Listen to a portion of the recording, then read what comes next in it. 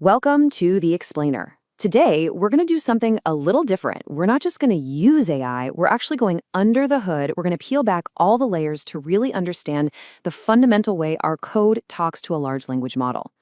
Okay, let's just dive right in. If you've ever used a framework like LangChain, you know it can feel kind of like magic, right? It's super powerful, but what is it really doing behind the scenes? Well, in this explainer, we're going to pull back that curtain. We're going to build that core connection to an LLM ourselves, directly, with zero frameworks involved. So here's our game plan. We'll start with the why you should even care about this. Then we'll get into the practical setup, build the actual API call piece by piece, learn how to understand the response it sends back, and finally, see how this one simple interaction is the launchpad for creating real AI agents. So, first question, why bother doing all this manually? It's all about building that foundational understanding. Honestly, it's what's going to make you a much more effective AI developer down the line. And that right there is the whole point. Look, the goal isn't to ditch frameworks forever, not at all. It's to understand their mechanics so deeply that when you do use them, it just clicks. It becomes totally intuitive, you'll know exactly what's happening, and that makes debugging and building advanced stuff so much easier. All right, first things first, we can't just start shouting messages into the ether. We need to set up a secure, authenticated pipeline between our code and OpenAI servers. And really, it just boils down to these three essential steps. First, you install the official Python library. Easy enough. Second, you log into your OpenAI account and generate a secret API key. Quick tip, save it somewhere safe immediately because you won't see that full key again. And third, you store that key securely as an environment variable so your code can find it without you having to paste it everywhere. Now, how you do this setup has some subtle but important differences depending on where you're working. If you're in a cloud notebook like Google Colab, you'll use its built-in secrets manager. But if you're working locally, say in VS Code, the standard way is to use a .env file. This keeps your secrets separate from your code, which is absolutely crucial if you're using something like... All right, our environment is ready to go. Now for the fun part. How do we actually structure a request to have a conversation with the language model? Everything kicks off with this one line of code. We create a client object. Just think of this as your main switchboard, your dedicated, authenticated connection straight to OpenAI. And because we set up our environment variable correctly, it just automatically finds our API key. Pretty neat. Now, to actually send a prompt and get something back, we use this specific method. The name itself kind of gives you some clues. Chat tells you it's designed for these back and forth conversations. And completions is, well, it's a bit of a legacy term from when the models were mostly used to just complete a sentence you started. The first critical piece of information you pass to this method is the model. This is where you pick which brain you want to talk to. Are you going for a faster, cheaper one like GPT 3.5 Turbo, or do you need the more powerful heavy hitter like GPT-4? If you don't specify, it just defaults to 3.5 Turbo. The second parameter, and you could argue this is the most important one, is messages. Now, this isn't just a simple string of text. It's a list that holds the entire conversation history. This is how the model maintains context and remembers what you've been talking about. So let's zoom in on what's inside that messages list. Every single message is a little dictionary with two keys, role and content. The role specifies who's talking. Is it the user asking a question, a system giving some high-level instructions, or the assistant giving a previous answer? And content, well, that's just the actual text. This simple structure is the fundamental backbone of how conversational AI really works.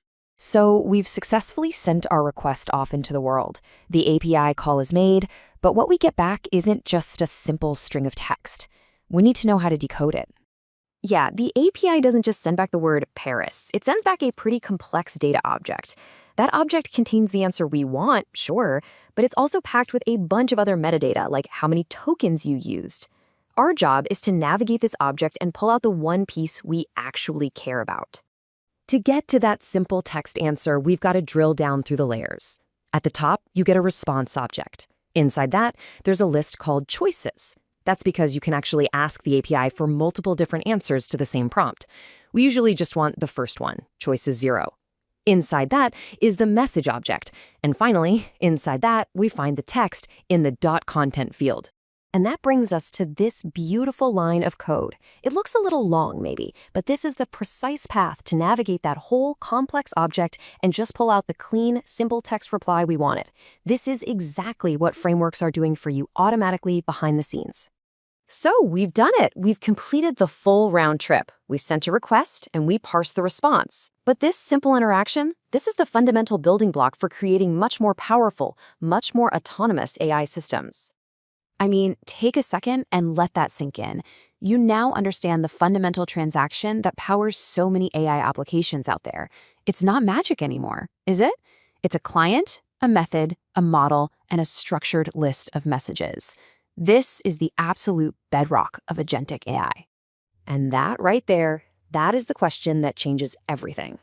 What if instead of the model just saying the capital is Paris, it responded with a structured command for your code, something that tells your program to call a function like get weather for the city of Paris? That is the leap from a simple chatbot to a true AI agent that can take action in the world. And understanding the basic API call we just built, well, that's the first most essential step on that entire journey.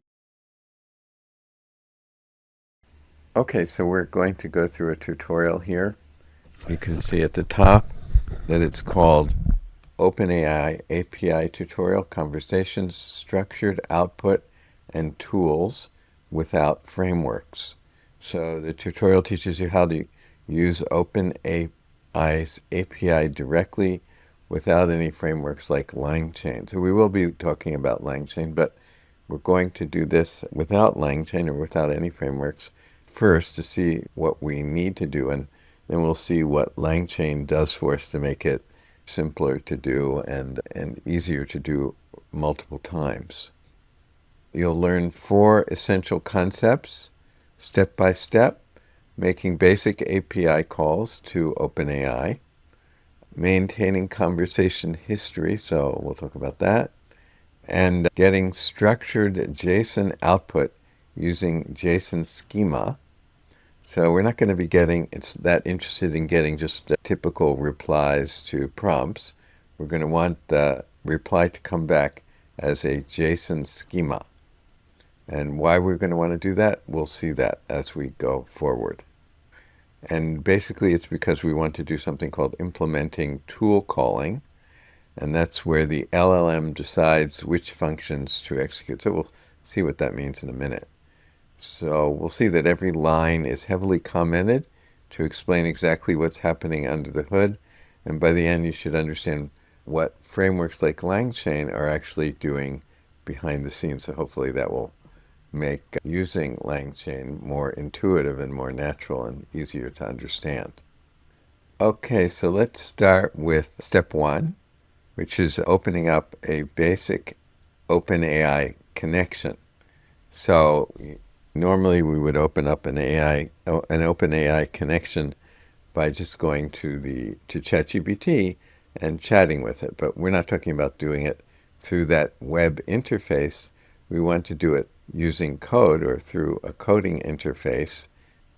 And so we have to take more care. We have to actually implement the connection. In other words, we can just write code, but if we're not connecting to OpenAI, then we're not really working with OpenAI. We need to connect to OpenAI. And this is the Colab version of this code. But of course, you could run it basically in VS Code as well. So first, we're going to do just what we normally would do with ChatGPT. That is, we're just going to send a message and get text back. But like we said just a minute ago, we actually want to send a message and get JSON back. But first, we'll just do it by getting text back. So we're going to use the OpenAI library. So we have to install that. And you're going to have to get an OpenAI key, which is easy. Just type in OpenAI API key into Google, and it will take you to, you have to sign in, and then it will take you to a place where you can create a key. Now, the thing is that when you create a key, you should save it somewhere. You might just save it right away, right to here, which is what we're going to do, but we at least save it somewhere, because once you create it, you can't see it again. So you have to create it, you have to save it. You can always create a new key, but it's just, with the new key, you'll have to save it somewhere. And you can delete the old keys as well. But anyway, so you need to get an OpenAI key, and then you can use the Colab secrets to store it. So if you click over here on this key, I have a bunch of API keys in here, including this one here, which is OpenAI. And I'm not going to click this because you would see what the key is, or you probably wouldn't see much of it, so it doesn't really matter. But anyway, that's the key. And you can toggle it off, or you can toggle it on. So all the other ones are toggled off, but I could, if I needed them, I could toggle them on and then refer to them in my code.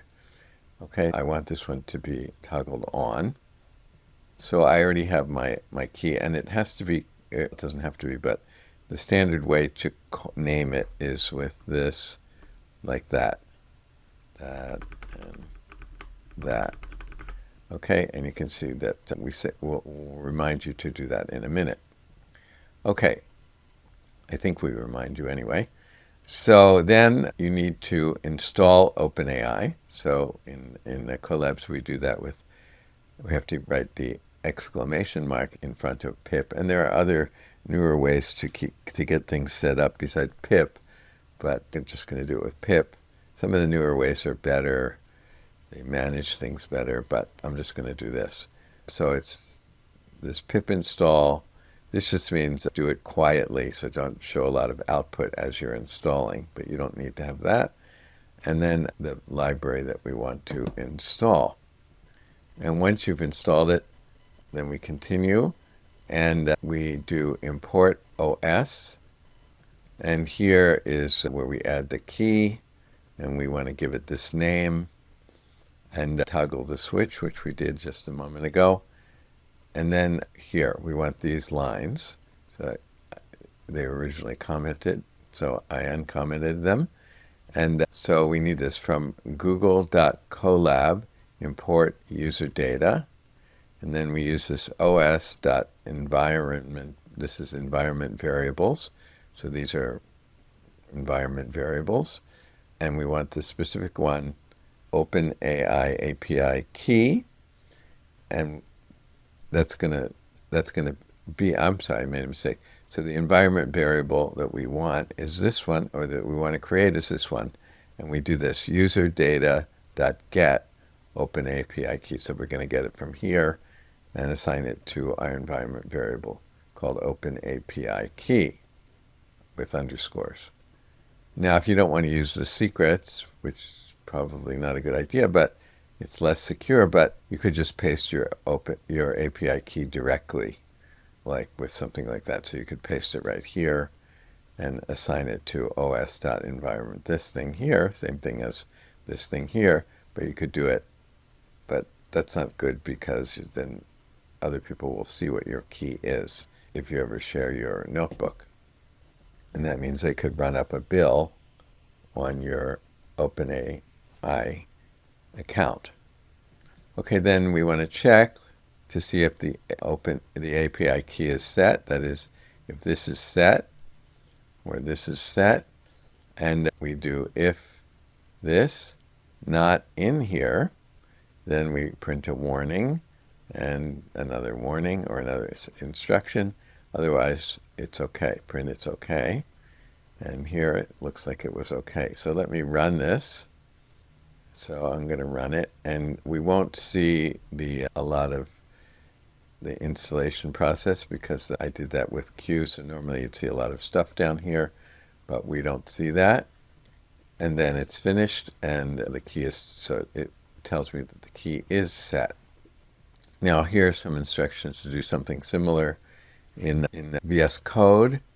And typically we use something called .env to create an environment folder where we store environment variables, or just variables that are supposed to be available to the whole program. And that will actually create a little directory inside your project called .env, like this. You can open it up and you should see, I think there's a plain text file in there, or it itself is a plain text file. I think it's a whatever, maybe it's not a directory, maybe it's just a plain text file. And you should see that your OpenAI API key, you would type it in here, or you would paste it in here. And then it says add this to your .git ignore file so you don't accidentally commit your API key to. So you do this, and then you'd have pretty much similar code here, but you'd have to load this .env from .dnv, and then you could do this to set your key, and that should be good to go then. Okay, and then here actually we didn't get to that part yet, but so we'll skip this, but because we didn't do this yet in the Colabs version, so let's stick with the Colabs version. So the key differences from Colab is when you install, you don't use this like this. You just have pip install, and there's no google.colab module, and you replace it with python -.env package and this file. And unlike Colabs, where you need to set the key each session, this stays in your project, so you don't have to keep setting it. And this is the a standard way to keep your secrets out of version control. So we don't want to upload our key. If we're using GitHub, we don't want to upload it to, we don't want to upload our key to GitHub. Okay, so now the actual code begins. And we're going to, first of all, we said we installed OpenAI. So we're going to import this module here, or this library. That's the one we're going to use right now from here, which this is what we installed. And we're going to use it here. So we're going to create a connection to OpenAI by doing this. So you can see the kinds of parameters we could fill in. So we could fill in the API key. I'm not sure what organization is about, but it's a string, project string, webhook secret string, base URL, WebSocket. All of these are available, or we can enter them. But so we're creating a client object. This represents our connection to OpenAI servers. It will automatically look for the Open API key environment variable. So if you don't have the environment variable set, then this won't work. But hopefully we have it set. Okay, so this is the handle for this connection, client. So now we're going to make an API call. So I think I made a mistake because we didn't actually make the call yet, to create a chat completion. Now, chat completion just means that when you send in a prompt, then you get a reply that's called a chat completion, because initially when people were first developing these transformers, these large language models, they were just putting in some sentence, but leaving out, for example, the last word, and then seeing if the model would give them the correct last word. So that's called completing the sentence or completing the prompt. So that terminology has continued through till today. So they still call this whole process a chat completion. So we have this client, and this is an instance of this class. And so it has various methods. And we're doing client.chat.completions.create. So that's how you connect to OpenAI, their API, to get this completion. So you have to write all of this. Client, which is here, chat.completions.create. And then, so this is just to get a response from OpenAPI. And then you should tell it which model at OpenAPI you want to use. And depending on the one that you choose, it'll cost more or less. So I think there's a free one, which is 3.5 Turbo, or if it's not free, it's very cheap. GPT-4 is probably a little more expensive, but for our use, it's not really going to make any difference. We're not doing much in this example, but in other cases, depending what you're doing, it could cost you more. Now, one other thing is actually you don't have to specify the model. The default model is the GPT 3.5 Turbo. So that will be the default one if you don't specify the model. Okay, so what's next? We have this. So all we did was make a connection so far, and we're still in the create method here, and we've specified the model, but we haven't asked anything yet. Now we want to ask something. Now, I think you could have done client.completions.create without the chat. And if you had done that, then you could, I guess the messages here, I forget exactly what the actual syntax would be, but I think it's messages still. But the message would just be a simple question, a simple prompt. But we didn't leave this completions out. We do have the completions here. I'm sorry, the chat here, pardon me. We do have the chat here. So that means that when we're going to ask ChatGPT, we have to format it in a certain way because we're trying to have a chat. So for one thing, that means we're trying to have a back and forth with ChatGPT, whereas if we didn't say chat, we wouldn't be having a back and forth, as far as I recall. So if we don't care about that, then we don't need the chat in there. And then the message could just be a simple prompt. But we do want to have a back and forth. We are going to, and we do have chat here. So the messages has to be formatted in a certain way, or it has to be written in a certain way. So first of all, we can see that first of all, messages is a list. And then we can see that it contains a dictionary here. Actually, there's only one element in this list, and it's this dictionary. But we could have more dictionaries in our messages list. But right now, we're only going to have one. But they do have to be dictionaries. You can see that this is a dictionary with key value pairs, and we have a key and a value, and a key and a value. So the first key is role, and the second key is content. So content is where we put in our prompt, but role is where we can put in something like user, but we could also, there are other roles that we could specify and that OpenAI will recognize besides user. So you may have heard of a system prompt, and that's like, sometimes you'll say, please be a helpful agent and you are an expert in data science or something like that.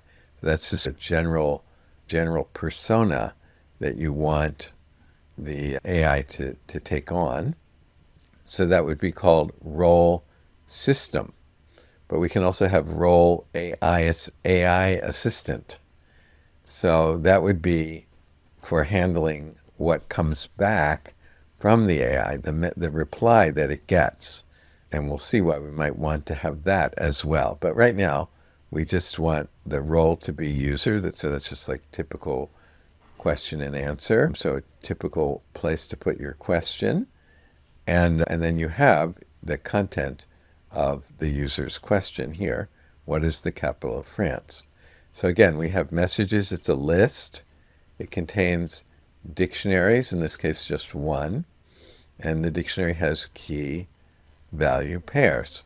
And in this case, these two keys with these two values. Hey everyone, welcome to The Explainer. So if you're a coder who started playing around with LLMs, you've probably hit this wall. How on earth do they remember what you just said? Well, today we're going to pull back the curtain and demystify that exact process. It's the secret to building real conversations. I mean, it seems so simple when you're using a chatbot, right? You type a message, it replies. You ask a follow-up, and it just knows what you're talking about. But what's actually going on behind the scenes is, well, it's completely different from what you'd expect. And, getting this one concept is the key to unlocking what these models can really do. Okay, so here's the game plan. We're going to go from the chat window to your first API call. Then we'll get into the weird truth about how these things have no memory. They're amnesiac machines. After that, we'll cover how to create a memory, look under the hood at completions, and finally, see how this all becomes the foundation for building agent. All right, first up, beyond the chat window. We're moving from just using the web interface to actually controlling this thing from our own code. And this is a really crucial mindset shift. When you're building an application, you're not just chatting with the LLM anymore. You are commanding it. You're sending programmatic, structured instructions and getting structured data back. That's the leap that lets you build, actual tools and apps. Okay, let's get practical. Section 2, your first API call. This is basically the hello world for working with large language models. So it really just boils down to these 4 basic steps. First, you've got to get an API key to authenticate yourself. Then you instantiate a client in your code. That's your connection. Step 3, you prep your message, and this is important. It has to be in a specific format, a list of messages, each with a role and content. Finally, you just send it off. That's it. That's the core loop for every single interaction. Now, here's the first gotcha you'll run into. When you get the response back, it's not just a nice, clean string of text. No way. It's this big, nested JSON object. And the actual answer you want? It's buried deep inside. You literally have to dig through response.choices.0.message.content just to get the model's reply. It's a small thing, but super important to remember. Okay, part 3, the amnesic machine. This is where we get to the really surprising truth about LLM memory. Or, well, the lack of it. And here it is, the big secret. Large language models are completely stateless. What does that mean? It means every single API call you make is a brand new, totally independent event. The model has absolutely no memory of anything you've ever said to it before. It's like talking to someone with 0 short-term memory. For all the programmers watching, this is the perfect way to think about it. An LLM is a pure function. It gets an input, it does its processing, and it returns an output. That's it. There are no side effects, no state is saved anywhere. Once that output is generated, the whole context of that request just vanishes into thin air. And this is exactly what happens in your code if you don't account for this. You say, my name is Bill, and it says, nice to meet you, Bill. Great. Then you ask, what is my name? And it comes back with, I'm sorry, I don't know your name. Because to the model, that second question is the first time it's ever heard from you. This is the fundamental problem we have to solve to build a conversation. So that leads us to section 4, creating a memory. How do we solve this amnesia problem? Well, the solution is kind of shocking in its simplicity. It's this brute force method that honestly sounds a little preposterous, but it works perfectly. And here it is, the big secret. You have to send the entire conversation history with every single API call. Yep, you heard that right. The memory doesn't live in the model, it lives in your code. You are responsible for retelling the model the entire story of the conversation from the very beginning, every single time you ask it something new. So let's see how that works in practice. You start by creating a list. Let's call it messages. That's your memory. Your first prompt goes in there. You make the API call. Then, when the AI responds, you append its response, the assistant message, right back into that same list. Then you add your next question. Now, when you make the next API call, you don't just send the new question, you send the entire list, the whole thing. You're literally creating the illusion of memory by just showing it the receipts every time. Okay, next section. Under the hood, completions. There's one more piece to this puzzle. Why is a modern chatbot actually helpful instead of just being a fancy autocomplete? So the original legacy APIs had what was called a completions endpoint. It was trained to just continue text. You'd ask, what is the capital of France? And it might just spit out Paris and stop. But the modern chat completions endpoint is different. It's been fine-tuned for helpfulness. You ask the same question and it gives you a proper sentence. The capital of France is Paris. It's a subtle but massive difference in behavior. So what's the secret sauce that made this happen? It's a technique called reinforcement learning with human feedback, or RLHF. It's actually a concept borrowed from robotics. Basically, humans would rate the AI's answers, this one's good, this one's bad, and that feedback was used to fine-tune the model to be more conversational and helpful. This is the tech that makes chat completions feel so much more human. All right, let's bring it all home. The building blocks of agents. What can you actually build now that you know all this? Because this is where it gets really, really cool. Okay, just think about what we've covered. You now have API control, which means you can direct the LLM from inside your code. You understand state management. That's how you give your AI a memory. and you know how to use helpful models that are trained to actually interact and follow instructions. These three things, they aren't just random concepts. They are the absolute foundation for building AI agents. So what's next? Well, with this foundation, you can start asking the model for structured output, like getting back clean JSON instead of just text. And once you can do that, you can implement tool calling, letting the AI call functions in your code and actually do things. That's a total game changer. So we'll leave you with this final thought. AI memory isn't some deep, dark magic inside the model. It's just a mechanism, a surprisingly simple one that you now understand and, more importantly, that you can control. You now have the fundamental pattern for building anything from a basic chatbot to a complex autonomous agent. So, what are you going to build with? Adding memory. How do we add memory to this process? Okay, let's look at step 2 now. And it's adding conversation history, adding memory. So as they say there, the LLM has no memory between API calls. As again, that doesn't sound correct, but let's continue. To create a conversation, we need to send the entire conversation history with each request. So this is very surprising to hear the first time. So what it means is that if you're having a long conversation with a GPT, for example, every time you enter a prompt and press send, not only is your prompt that you just typed or spoke into ChatGPT, not only is that prompt sent, but the entire conversation that you've had up until that point is sent. So how's that done? They just take all the conversations and they just append them to the current prompt that you've typed in. So in other words, let's say you've had 20 turns already, and that's what, let's say there were 500 tokens per turn. Say there were 500 tokens per turn, and you had a conversation of 20 turns, say. That's 20 times 500, which is 10,000 tokens. So what it means is you're going to take your prompt plus another 10,000 tokens, which is all of the strings of your previous conversation, and send that entire string to ChatGPT, or I'm sorry, to the LLM. So that's what ChatGPT does when we access it through the ChatGPT web interface. That's what it's literally doing behind the scenes. So that sounds preposterous, but if we go back and think about the neural network, it doesn't have any memory, so that's what we have to do. So from that, of course, you can see that as your conversation gets very long, it's not that it's holding all the previous conversation somehow in it and getting filled up. Like, that's not what's really happening. What's happening is let's say you had a conversation with 100 turns, and each was 500, so that's what, 50,000 tokens or whatever that is.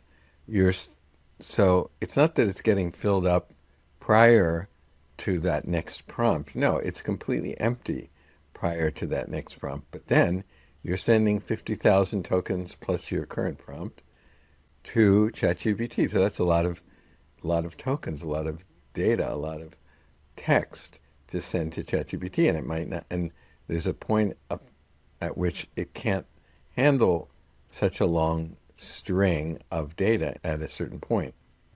So if you reach that point, it might say, I'm out of memory. I'm not sure that it says that. But anyway, it just says it can't handle anymore. So that's the story. So there are some obvious tricks that they can use to alleviate part of this problem. And that is, they could take the beginning and summarize it, or take various parts of that conversation history and summarize them, and that reduces the number of tokens. And that way you can have a longer conversation. There are other strategies that they can do, but basically this is the functionality. So what do they say again? To create a conversation, we need to send the entire conversation history with each request. Okay, so how do we do that here? So we are not accessing it through the web. We're accessing ChatGPT through its API. So we have to do this manually. So what do we have to do? So again, we're going to do this. This is the same as before. And again, we're going to establish our client. This is the same as before. This is just nothing. This is just to print what's going to print out afterwards. That doesn't matter. And then here we have client, chat, completions, create. And that's our response. In this case, response 1. And we specify the model. And we do this user content, my name is Alice. Okay, so this is still exactly the same. Or actually it was, what is the capital of France? But now it's this. And we can extract the content, which is the reply from OpenAI, and store that in answer 1. And so we can print out this and then print out what the answer will be. Okay, now to illustrate that there's no memory, we're going to do another client chat completions create, and we're going to send another question, or in this case a question. Before we just sent this statement, and we're going to send this question, and we would expect, or we would think, that it would remember that and be able to answer what your name is if you said your name was Alice. But so let's see it. So we want to see what happens. So we'll print out the answer and see what happens. So it should say your name is Alice, but of course it won't say that. So we will print out the answer 2 as well, and we'll see what it says. Okay, let's scroll down. Actually, it's a long code here. So here it is, and we printed out the question, my name is Alice, and then we said assistant, and then we asked it to print out the reply, and it says, nice to meet you, Alice. How can I assist you today? And then we put in the second question, what is my name? And it doesn't know. It says, as an artificial intelligence, I don't have access to personal data about individuals, blah, blah, blah. So it doesn't know your name. So this proves that there's no memory. There's no memory yet. So we need to add that in somehow.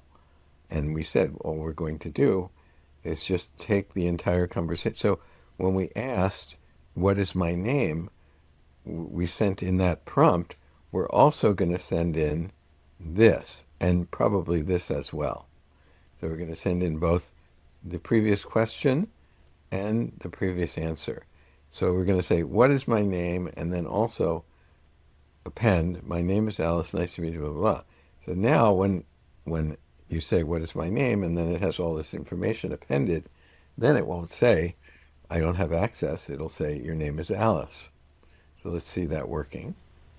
So let's see the implementation of that, of the appending of the conversation history so that we get memory, so to speak. So example 2, maintaining conversation history with memory. This is just printing out just these things. So it's just like printing this stuff here and this stuff here with something in between. So we don't care about that. Okay, so what we do is we create a list called conversation history. And right now it's an empty list. And the domain of this is global.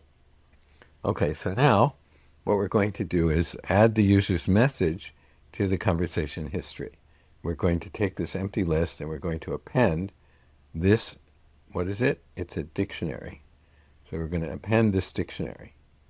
Okay, and what is the dictionary? It's a key value pairs.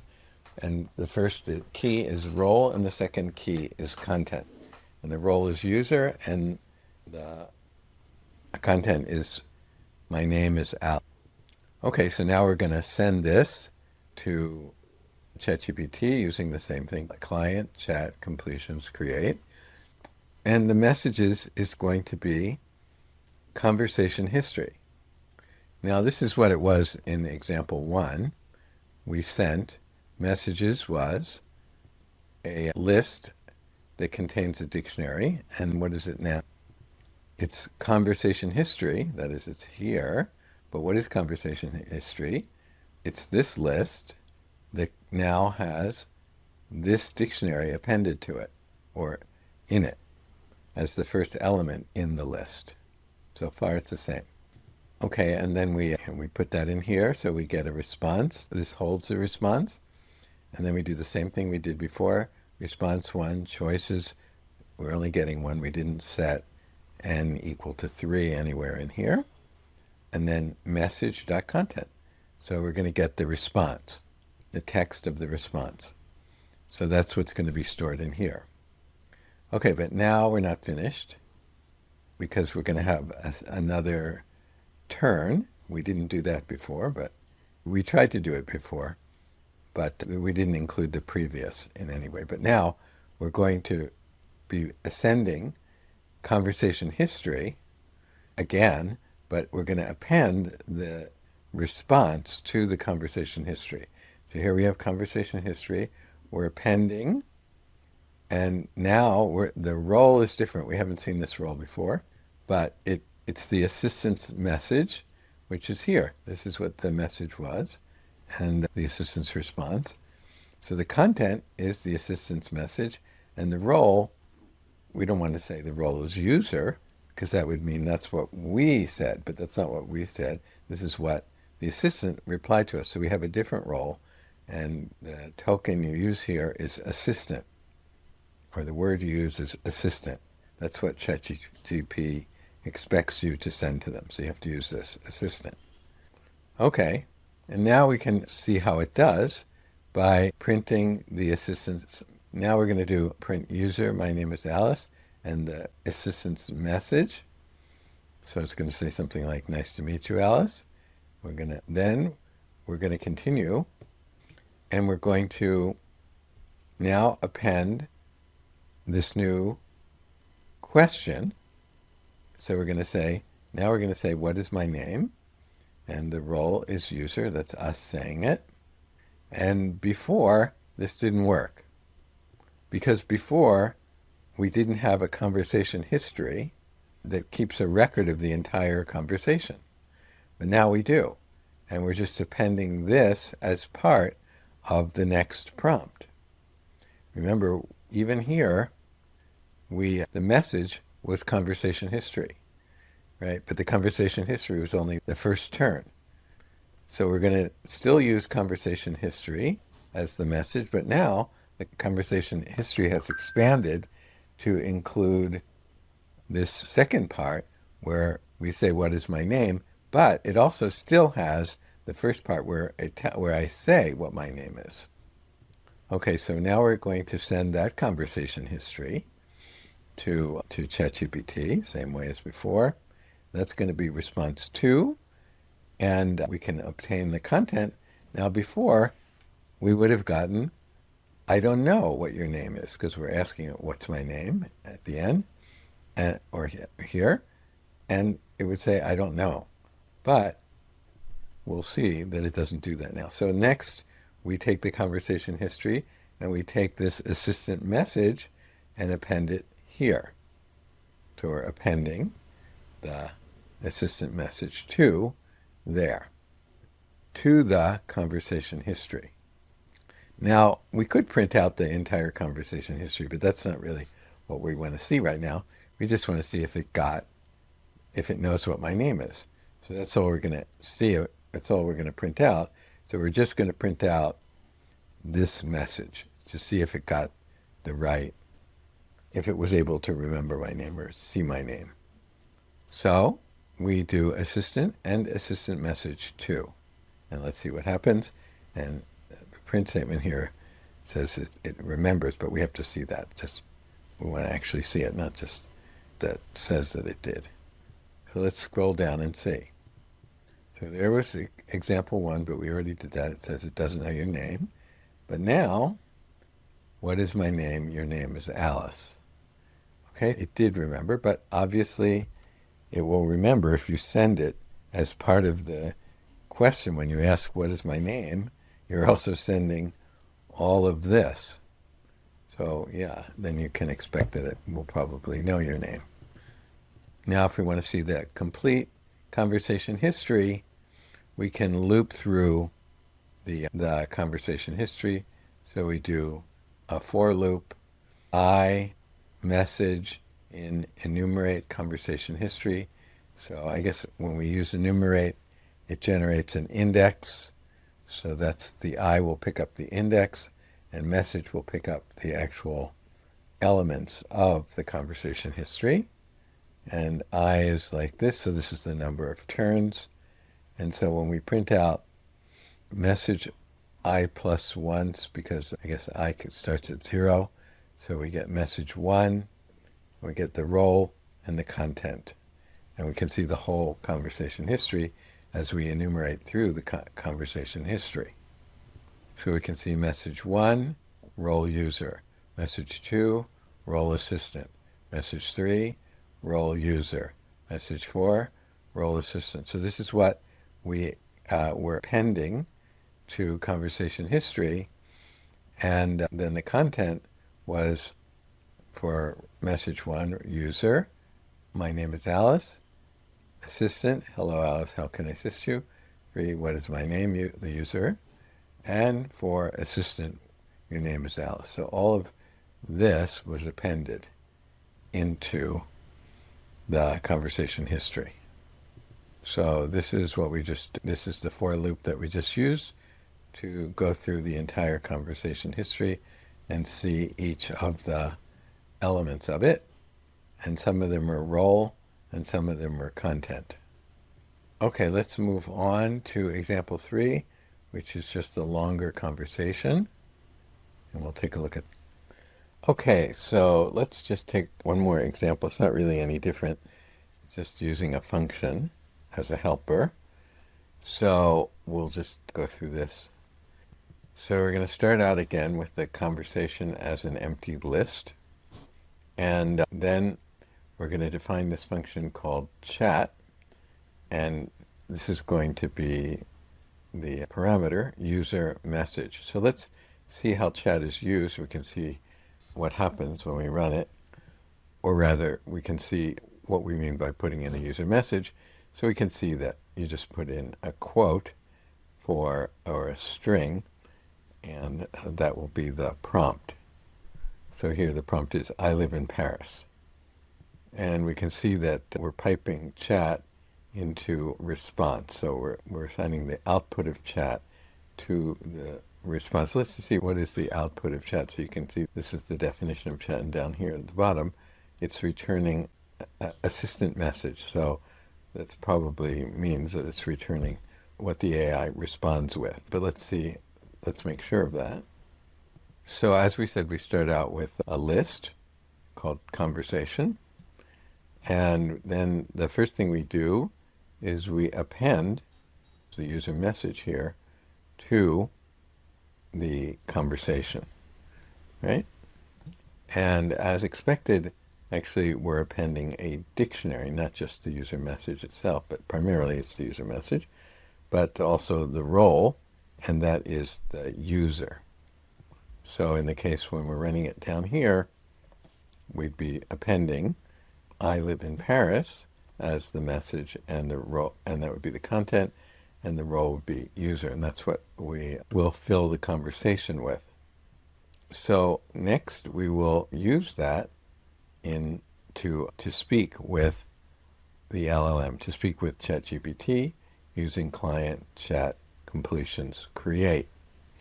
And we just specify the model, and then we take conversation, which now just has that one prompt, or actually this dictionary, and that's messages. So that's what we're sending to ChatGPT. And then we get the response back and we put it into response, and then we extract the content as usual, and that's going to be the reply from ChatGPT. And then what are we going to do? We're going to attach that or append that to the conversation. So conversation append what? The assistant message, and the role, as again, always we're appending a dictionary, and that's what ChatGPT expects. So we're appending a dictionary, and we're appending the reply from ChatGPT, and we're saying that the role is assistant because it came from ChatGPT. Okay, now the return is the assistant message, but the main function of chat, this function, is to append to the conversation. Okay, but it does return the assistant message as a sort of extra feature. So what does it do?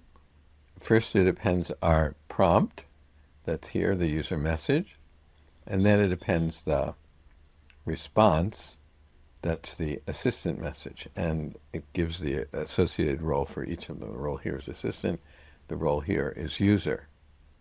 Okay, so we're actually going to use it twice, so that we're going to have a continuous conversation, or 2 turns. So here's the first time, I live in Paris. We're going to send that to chat, and we're going to get the response. And here we're just printing out what the response was.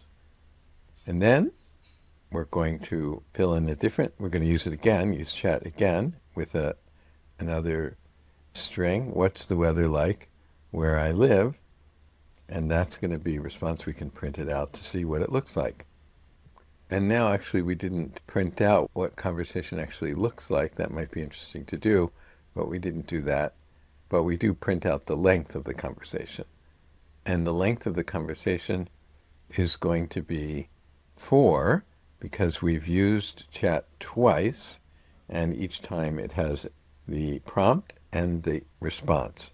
So we'll have the prompt and the response, and the prompt and the response. Okay, now just to confirm what is returned by chat, by checking what happens if we run print and then this response. So this prompt, and we should expect that we're going to get the response from that, because that's what chat does as the return, and this is picking up the return and printing it. Okay, so let's look at all the results that we got. Example 3 here. User, I live in Paris. The assistant, we printed out this, we printed out that's fantastic, blah, blah, blah. And then we printed out the next time we used chat, and also the response again. And as we said, the total messages in the conversation is 4. That's the length of the conversation. Remember, conversation is a list of dictionaries. And then here, let's just confirm what's returned by chat. And if we say, what's the capital of Italy? The return is the capital of Italy is Rome. So what are the key takeaways? We said that the LLM itself has no memory between API calls by default. So it's just a neural network.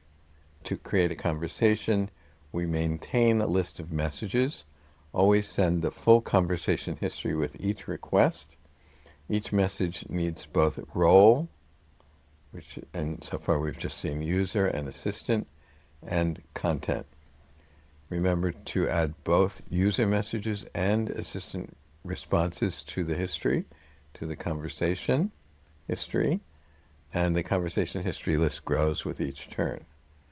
More messages equals more tokens equals higher cost per API call. And then they say that the conversation is just a Python list, and if your program stops, the conversation is lost. For real applications, you'd save this to a database or a file. Okay. Welcome back to our series on Agentic AI. So far, we've gotten our agent set up, connected to OpenAI, and even given it a memory. Today, we're hitting a really critical piece of the puzzle: how to make our AI speak a language that other programs can actually understand.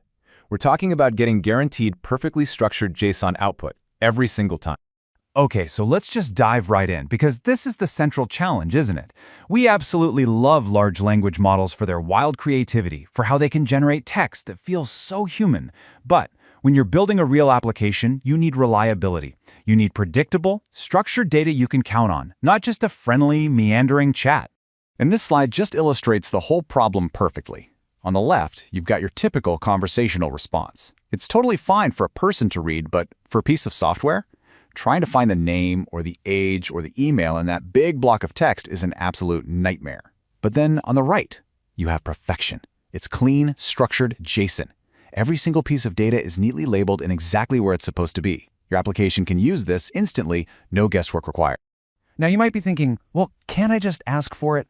And yeah, the simplest approach is to just tack a line onto your prompt saying something like, hey, please return the output in JSON format. And you know what? Sometimes that actually works, but the key word there is sometimes. It's not reliable at all. The model might forget, it might get creative and add extra fields you didn't ask for, or it might just mess up a single comma, and boom, your whole program breaks. We have no real control. So this is the big shift in thinking, the crucial point. We have to move from politely asking for structure to absolutely demanding it. We need a method that literally forces the large language model to follow a strict blueprint, a non-negotiable set of rules, every single time it gives us an answer. And here it is. This is our solution. It's called a JSON schema. The best way to think of it is as a legal contract or a blueprint for a house. It spells out every single rule, down to the last detail. What fields have to be there, what type of data they should hold, like a string or a number, and what they actually mean. This schema becomes our unbreakable data contract with the AI.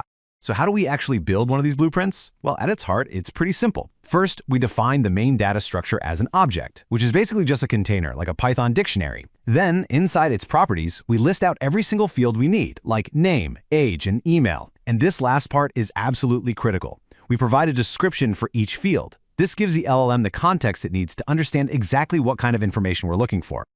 Okay, now here's where we really lock it down and enforce the rules. The required array lets us list which fields are totally non-negotiable. The model has to return them. Then, my personal favorite, additional properties false. This tells the LLM, hey, do not get creative. Don't add any extra stuff I didn't ask for.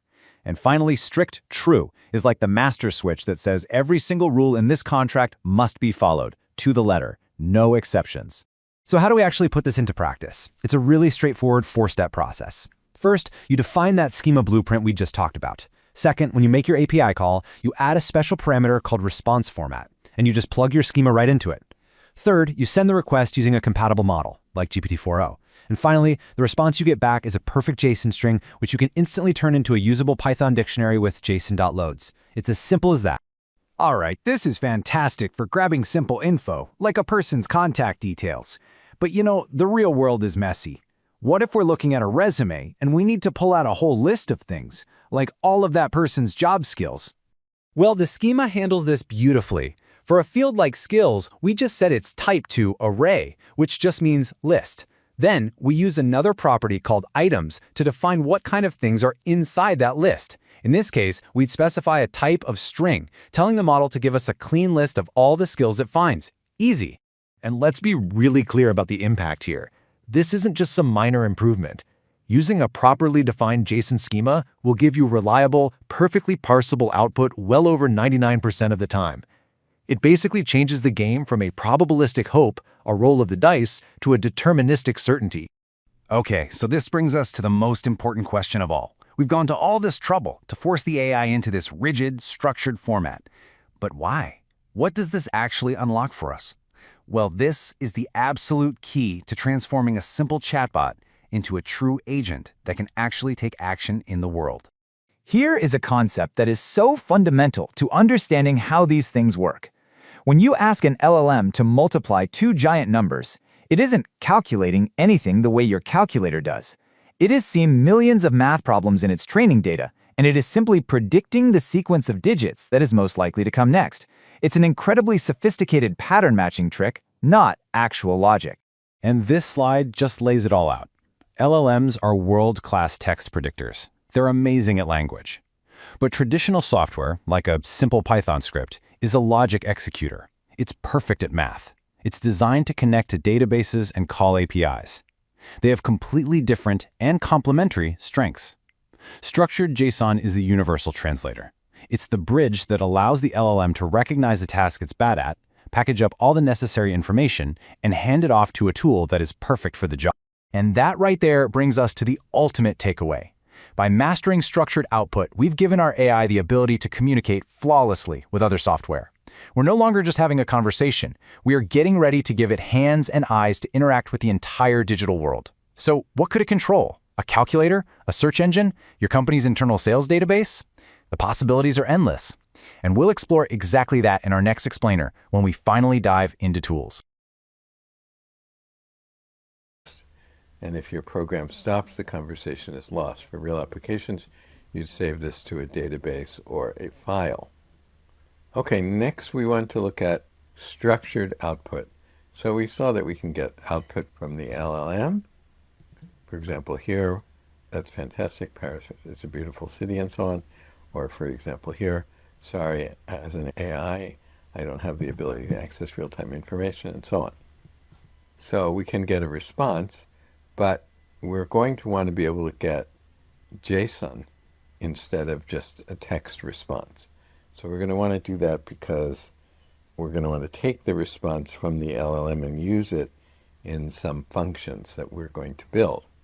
And the functions are going to need either JSON or just the parameters themselves, the arguments themselves that we need to fill into the function.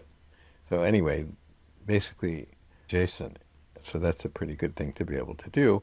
And so we'll try to. So structured output, getting the JSON instead of text. So as we said, sometimes we want data in a specific format, not just conversational text. We can force the LLM to return JSON that matches a schema we define. So we'll see what that means. But let's take a look at this example here.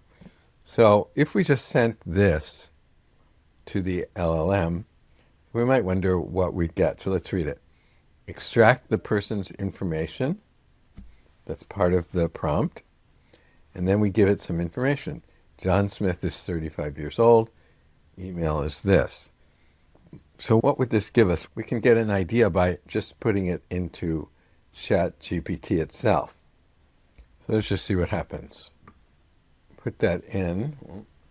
Okay, let's see what happens. Okay, so we got out some structured response, but it's definitely not JSON. Okay, I just realized that you probably couldn't see the full string here, but I'll just click here and show you what was there. You'll see that it was just what we just said. So it looked like that, but I'm just going to go back and put it back. Okay, so that would be some content, and the role would be user. We don't get JSON in this case. We do get some structured output, but it's not JSON. Or maybe we don't call it structured output, but there is some structure to it. Okay, how do we get JSON out of from the LLM? Now, again, not so clear why we would want to do this yet, but let's just concentrate on how we can do it. Then we'll see where it's going to be useful. So if we want to get JSON out, we could just ask the LLM to give the output in JSON. In fact, let's just test that out and see what happens. Okay, I think you can see that. So it says return the output in JSON. Let's see what happens. Okay, so it gives us JSON, but we don't have enough control over this if we just let the LLM do that. And maybe initially that's the way they handled this when they wanted to get JSON out, but they didn't feel secure in the type of JSON that they would get. And they wanted to be able to get a precise schema of JSON or a precise set of properties or variables or fields when they get the JSON. So although the LLM can give us JSON, we want to restrict it so that we can control exactly the kind of JSON we get. So that's what we're going to concentrate on now. So what we're going to do is we're going to define the JSON structure that we want. So we're going to define the JSON schema that describes what structure we want. And this will tell the LLM exactly what fields to include and their types. So since this is about a person, so we'll just call it person schema. And so you have to put the type here, and we want to say we want JSON schema. And then we're going to call the schema, JSON schema. That's the name of the schema. So it's the name of the whole schema. And then we're going to give a name to the schema. So we're going to call it person info.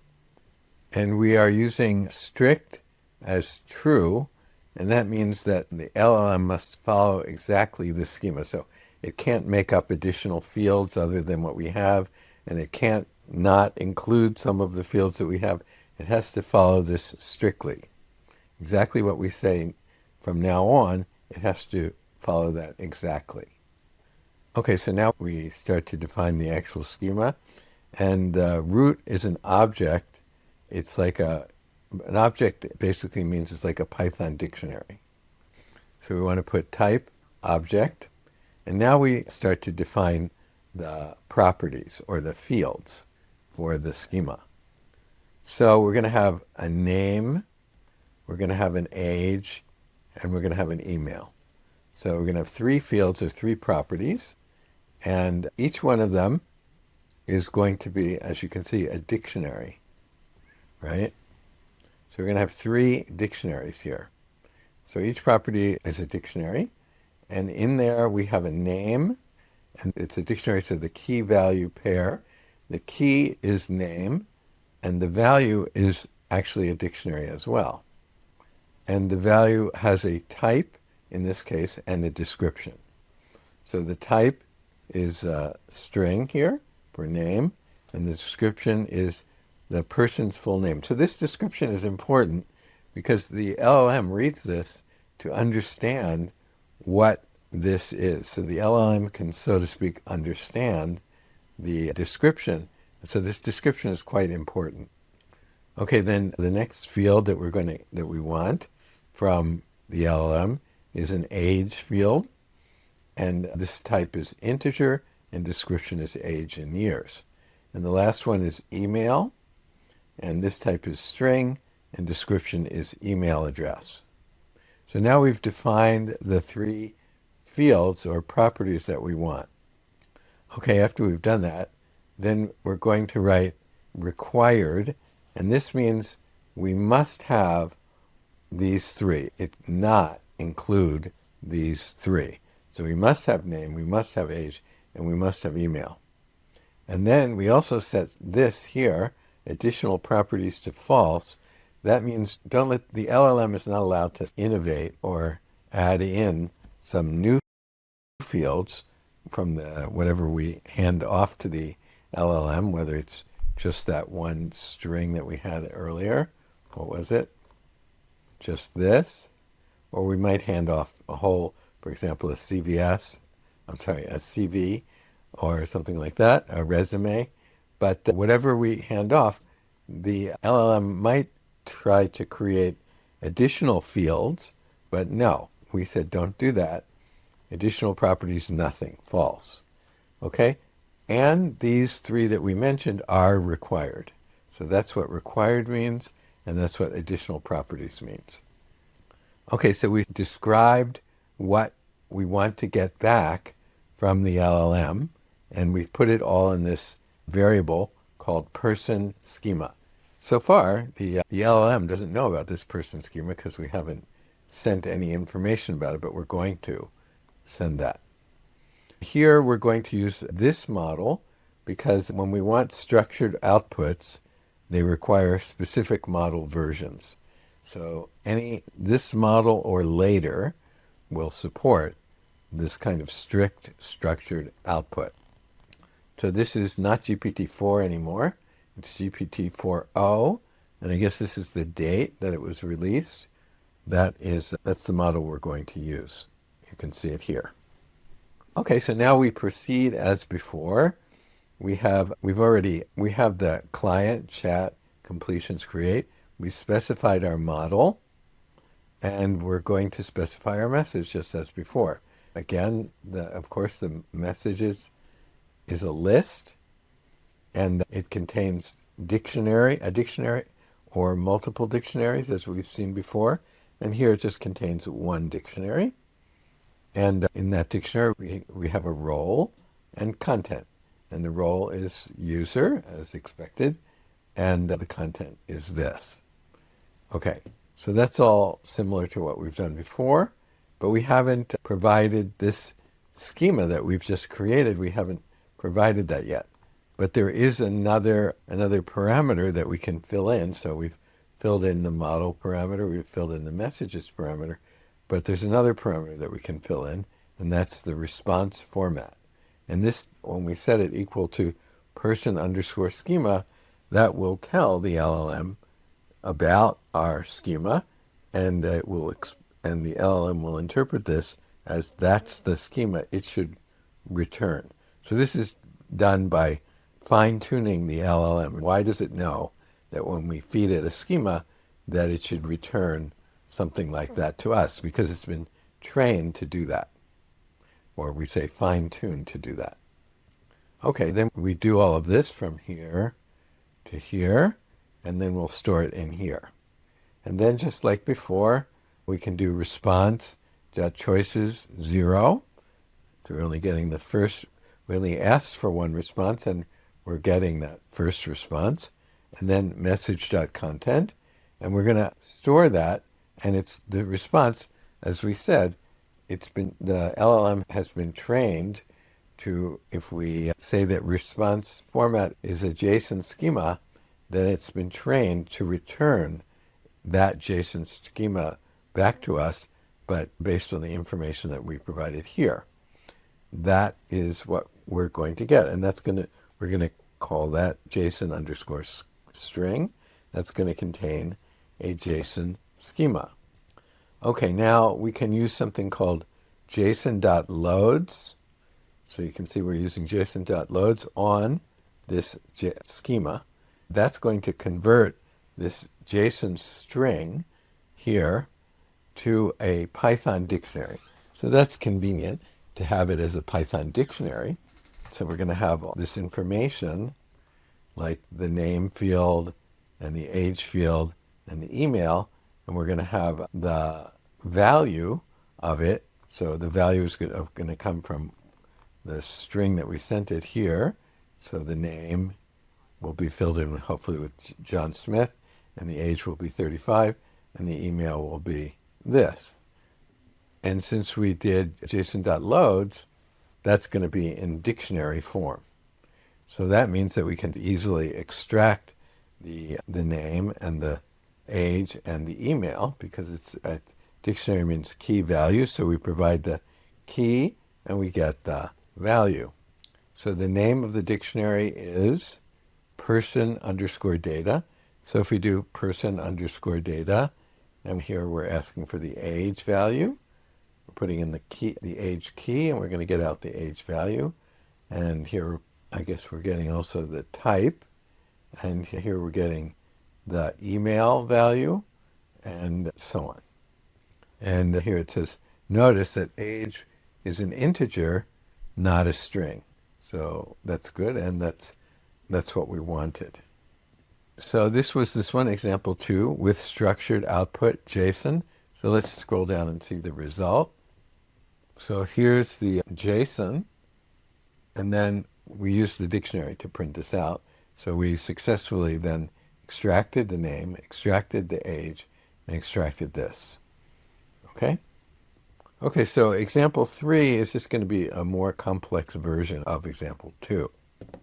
Okay, so this is going to be just a slightly more elaborate example than example 2. Really, the only difference is that one of the fields that we're going to retrieve or define is going to be a list. So let's look at the actual query. So here's the actual query. Extract information. Alice worked at Google and Microsoft. Skills, Python, Java, SQL, and React. So we might ask we might want one of the fields to be her work history. So we'd want like Google and Microsoft, and we might like a list of all of her skills here. Now, typically we wouldn't have just this as our data, so to speak, but we would have a whole resume. So this would typically be a full resume, and we'd like to extract this kind of information. So just scrolling up a little bit, for example, you can see that required is name, skills, and previous company. So we're trying to extract this kind of information that's required. And just like before, additional properties is false. We're looking at the bottom of the schema right now, but I just maybe it makes it a little bit clearer. And then we're calling this resume schema. And this is the same as before. Type is JSON schema. And then JSON schema, we have a name for it. It's called, that's the name of the schema, not this name of the schema, but an internal name of the schema is resume info. And again, strict is true. So that means everything we say here has to be enforced. So if strict wasn't true, then maybe even though down here we said additional properties is false, remember what that meant? That meant that we can't create any new properties. We have to have these, but we can't create any new ones. But if actually we had said strict was false, then that might allow the LLM actually to ignore this, because we're talking about strict means that it's following exactly the schema that comes next. But if strict is false, then it doesn't have to follow it exactly. It's a little bit odd, but that's the way this works. Okay? So strict means everything, all of these restrictions have to be followed, or all of these conditions have to be followed. Okay, again, the type is object, which is dictionary. And now we'll see that can be something else later, but right now it's just object. And so here's the properties. First we have name, then we have skills, then we have previous companies. And the main difference here is that for skills, the type is array. And for previous companies, the type is array, because as we said, we'd like to allow space for various companies and various skills. And at the moment, there's no limit to the number of skills allowed, nor the number of companies allowed. There is a way to indicate a minimum or maximum here, but right now we're just letting it be whatever the LLM finds. So the rest of this is the same. We have a description, we have the type, the items, and the type is string. And here the items, the type is string. Actually, items is new. We didn't have items before, but that's because we're talking about an array, and so an array has items. So this was before. We didn't have items here, but now we do, because it's an array. Okay, so that's the main difference here. So we have skills, previous companies, and name. Now we can make use of this. We call this, and we have the model and messages, and typically the message might be a whole CV, a whole resume, but we're just giving it something simple here like this. And now so hopefully it will understand this. Then again, we say that the response format is the resume schema. Remember the name of this was resume schema. We're saying that's the format we want, so it should follow that JSON. And then we do the same thing as before. We get the content, we put that into JSON loads, and that gives us a dictionary, and then we can use the dictionary to access by using a standard key value pair of a dictionary, or key value pair functionality of a dictionary. And then if we want to, we can print out all of the skills, for example.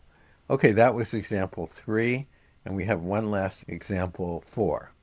So in example 4, we use something called enum. So enum stands for enumeration. And in this usage, it's a list of allowed values. For example, in English, we might say, could you enumerate the reasons for your decision? That means, could you list the reasons for your decision? So that's the meaning of the word enumerate, means to list, and that's what enums are. It's a list of allowable values. So in programming, we use it when we want to restrict the set of possible answers to a limited set. So let's see how we do that. Okay, so let's go through these key takeaways. The response format, that's a parameter in this call here. It's one of the parameters here. And it forces the LLM to return JSON. And you define the structure using the JSON schema that you want it to return. And actually, JSON schema type supports object. That's all we've used. But you can also have string. You can also have integer. You can also have number. You can also have array. But we've been using this. And then we discussed enum. That's to restrict the specific values for a given field. And then we have required lists, which fields must be present.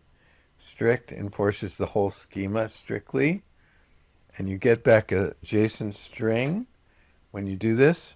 And then you use JSON.loads to parse it or to convert it to a dictionary. And we have to use this model, or we have to use 4.0, this date or later models. And this is much more reliable than just asking the LLM to please return JSON, which we saw did give us JSON, but you can see that this gives us a whole lot more control. Okay, so now we've seen that we can extract JSON from a query, and we can put in a query and get out JSON. But we haven't answered the question, why do we want to do that? It's great that we can do it. And now that we know how to do it, when we look at why we want to do it, it'll be much easier to see an example because we've already gone through how to do it.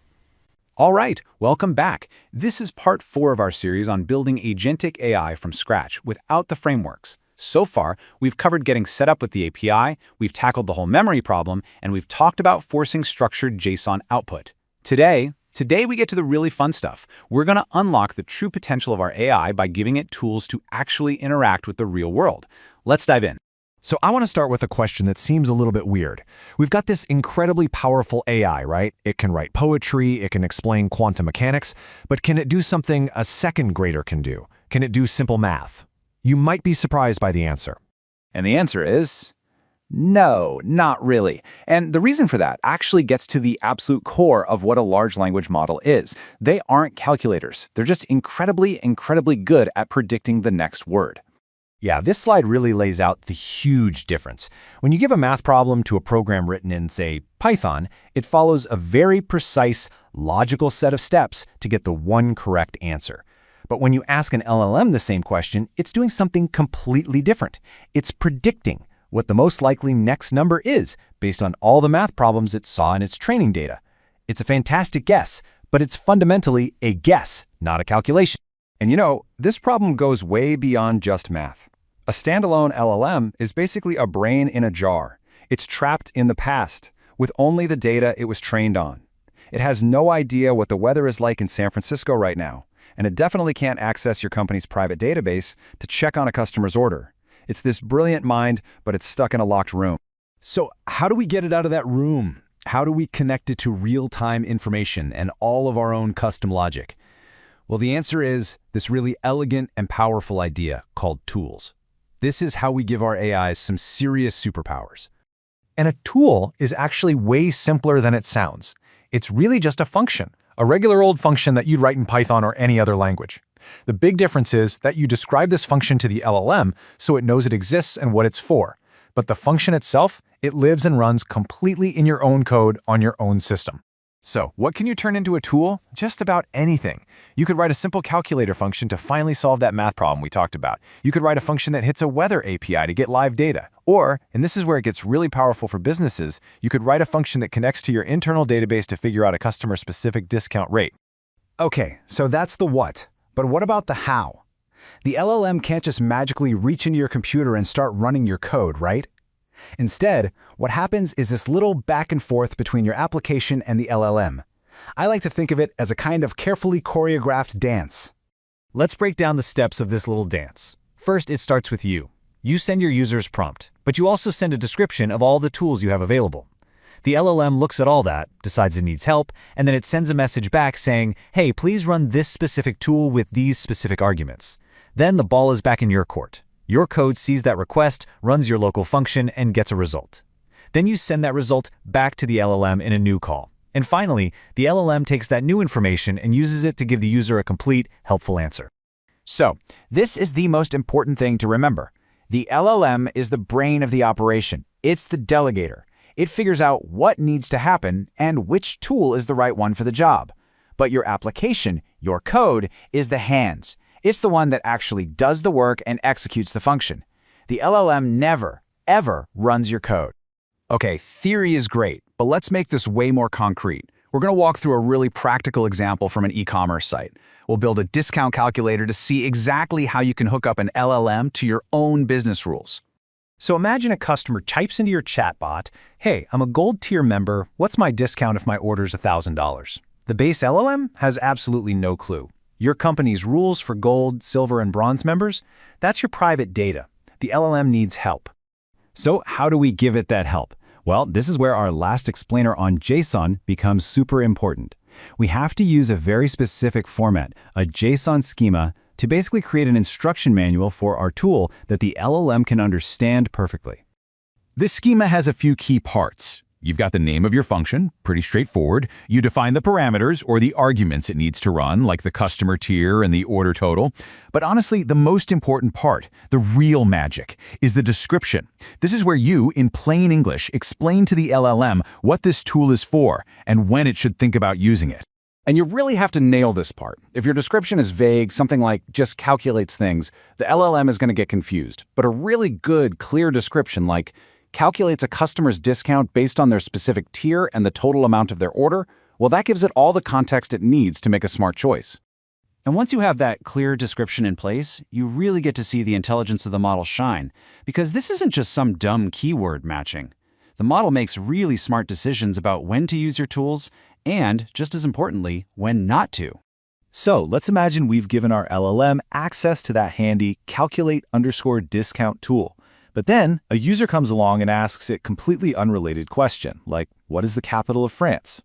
What does the LLM do? Does it get confused and try to calculate a discount? No, it doesn't break. It just answers directly, the capital of France is Paris. And this is what is so incredibly powerful.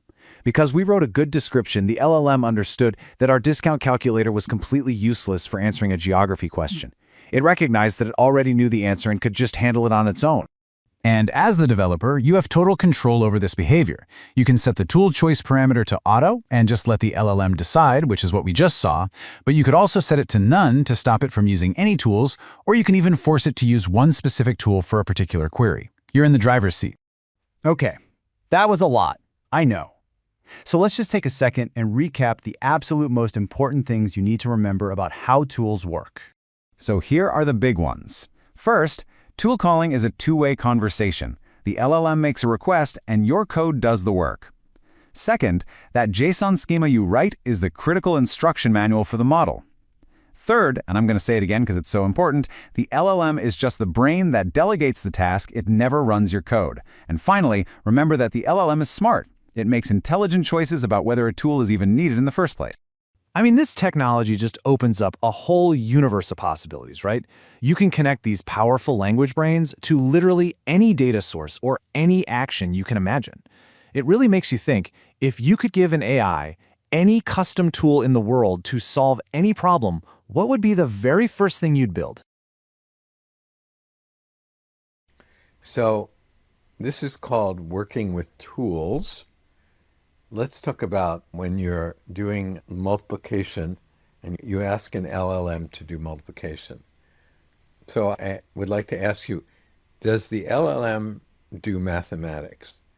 And you might say, oh, sure, you put in a couple numbers, you multiply them, it gives you the answer. But first of all, if you give long numbers, big numbers, and you ask it to do multiplication, it won't do a good job, actually. But even when you give it smaller numbers, say 3-digit numbers, and ask it to multiply, or even just single-digit numbers and ask it to multiply, it's pretty clear that it's not doing what we think of as mathematics. Because what it's doing is it's just predicting the next token. That's what LLMs do. So when you give it a math problem, let's say a 3-digit times a 3-digit, which is typically going to be about 6 digits long, I think. Am I right? Yeah. think about 6 digits long. How does it do the calculation of those 6 digits? Surprisingly or not surprisingly, what it does is it predicts the first digit in the answer, and then it predicts the next digit, and then it predicts the next digit. So it's just predicting based on the training data that it's seen in the internet and what's likely to be the first digit, what's likely to be the second digit, and so on. So that is definitely not what we mean when we talk about doing math. LLMs do not do mathematics. They're just predicting the next token, and that's definitely not what we think of when we do math. Now, the question, we could ask a different question, and that is, can Python do math? And the answer is yes, it can do math. We can give an algorithm for adding two numbers, and that's based on the fact that when we express a number on a computer, it's a sequence of zeros and ones. And when we want to add them, we can easily write an algorithm to add two numbers and carry over and so on. So yes, Python can do math in the way that we think of math, but LLMs definitely, this probabilistic prediction is definitely not mathematics. So if you give an LLM a math problem, like a multiplication problem with a couple of large numbers, it probably won't get the right answer. If the numbers are, say, two 6-digit numbers, the answer will probably be incorrect. Now, if you give it to ChatGPT, that's different, because ChatGPT is going to be implementing what we're going to learn about implementing right now. So it will get the right answer. But just the plain LLM that we're working with directly through the API, it won't do that. Or typically it won't be using what we're talking about, we're talking about tools. So what do we mean by a tool? A tool is just a function that we can build on our machine, not in the LLM, but just on our machine. So we can easily build an addition function in Python, or a subtraction function, or a division function, or a multiplication function, or we can build like a whole calculator with Python. That would be called a tool. Or another example of a tool is, if we ask an LLM, what's the weather like in San Francisco today? Based on its training data, it can't answer that. Now, you might say, yeah, it can, because I can ask the ChatGPT and it gives me the right answer. But it's using what we're calling a tool. So basically, on its own, it can't, the neural network cannot do that, because it only has what's in its training data, and that's not going to tell it what's happening right now in San Francisco. So we, on the other hand, can build a function on our computer that can access some weather API and get the actual weather in San Francisco. But that is something we're building on our computer, so we can call that a function also. We can build a function that can go out and retrieve from an API the weather in San Francisco. So again, we're talking about a function that we build on our computer that can perform some tasks. But anyway, it's a function. So these functions that we build, or any function that we build in Python, can be called a tool. It's a tool for the LLM to use. So what does that mean for the LLM to use the tool? What does it mean that we build a calculator on our computer and the LLM uses it? The LLM can't come into your computer and access your calculator, right? It doesn't have that ability. So it's not using it like that, not actually running a program on your computer. That's not what it's doing. So how does this process work? So we begin the same way. We query the LLM and we say, what's 720 times 550?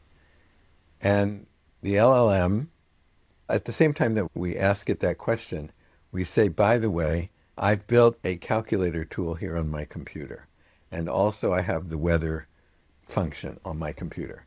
So we send the fact that we've built these two tools and they are sitting on our computer. And then we ask it the question about doing the multiplication.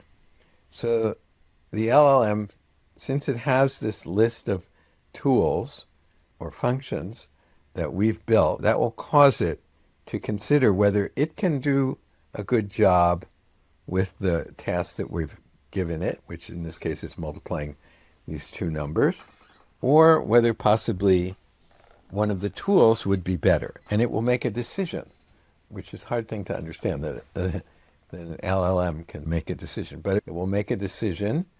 And so in this case, it will say, oh, there's a calculator tool, and it will understand what that means. And it will say, oh, well, I should hand this problem off to the calculator. So that's what it does. So what it does is we've told it that we have a calculator tool or a calculator function. Now, it's a function, and every function accepts a certain set of parameters or arguments, right? So for the calculator tool, probably what it accepts is a number and then a second number. So those are the two numbers that we want to multiply, and then an operation, so a multiplication, for example. So if we have two numbers and we've decided the operation, we can feed that into our calculator function as the three arguments, and then hopefully it will do the calculation and get the right answer. So what the LLM does, since it's realized that there is a calculator, is it will take the question that we sent it, what is the product of this number and that number, what happens when we multiply this number times that number, it will extract from that the two numbers, we could call it number 1 and number 2, and the operation, in this case multiplication. And it will, instead of giving us the answer, it will send back those three parameters, or those three arguments for the three parameters. And then it's our task to take those three parameters and feed that into our calculator. So we have to do that, but that's not that hard to do. We've been doing some programming already. We've been sending messages and appending messages one to another in a list and so on. So we're doing some programming already, and it's not so difficult to accept the message from the LLM and parse it and get number 1 and number 2 and get the operation and feed that into our function. And then we'll get an answer. And it'll be the correct answer, presumably, because it's a Python program. It can do multiplication. So we'll get the right answer. And then we don't just leave it at that. We send that answer back to the LLM, and then it embellishes on the answer, makes it a pretty, instead of just a number, it might make it a pretty answer. It might give it in an elegant way. It might say, the answer to your problem is blah, blah, blah, or something like that. So we send it back, and then the LLM takes it and prettifies it. Or maybe that was only one step in a process, and the LLM takes that number and uses the result for the second step in the process, or the next step in the process. But either way, we send the result from our function back to the LLM, and it does something with it. And that process is the process of using the tool, where the tool in this case is the calculator. Now we could do the same thing with something similar with the weather. So we ask the LLM, what's the weather in San Francisco? And then it might parse the fact that it's San Francisco and send it back to us and tell us to put it in the weather function that we've written. And then we'll get the answer, we'll send it back to the LLM. So you can see there's it's a little bit complicated because we're passing messages back and forth from the LLM. First we make a query, then the LLM will send us a message back. Then we have to put that into our function, then we have to send it back to the result back to the LLM, and so on. And the LLM might use tools, multiple tools, one after another, and so this message sending has to happen multiple times. So that is the idea behind tools. The fact is that the LLM is quite limited. We saw that it doesn't have any memory, and we had to fix that in some way or deal with that in some way. We don't have to. You don't have to have memory. Maybe you're just satisfied with them not having memory. But if you want memory, you have to create some mechanism. And we saw how that's done. And the same thing here. You don't have to get the right answer when you give the LLM two numbers to multiply, or you just don't give the LLM two numbers to multiply because it won't give you the right answer. But if you want to be able to get the right answer, then you might solve that problem by the process that we've just described. So you might say, when I send two numbers to ChatGPT, it gets the answer right. If that's actually true, then it's using some tools on its own. Not tools that you have, but tools that it has access to, maybe in the OpenAI system. Okay, so that's the introduction to what we're doing. So why did we have to go through JSON? The ideas with sending a schema and obtaining the schema back and so on.